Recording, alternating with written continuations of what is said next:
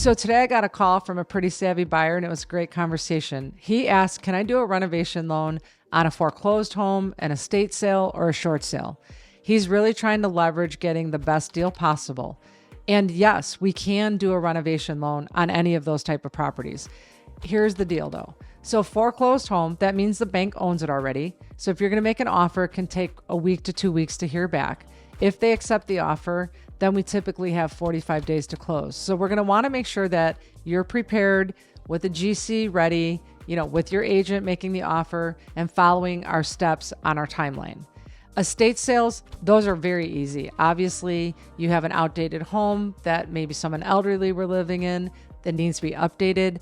The family just has to agree to to accept the contract with the renovation loan. And again, we're going to keep everybody involved up to date on the progress of our timeline. Again, communication is going to be critical.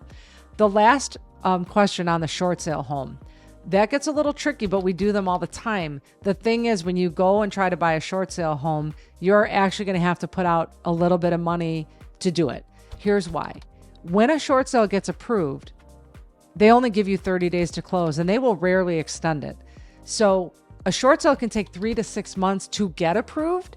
And during that time, you're expected to basically be fully ready for the short sale approval letter, and they give you 30 days to close. So you are going to have to pay a consultant fee if it's going to be required on your project. And that's the only fee you're going to pay up front. From there, we can hold all the other fees except underwriting.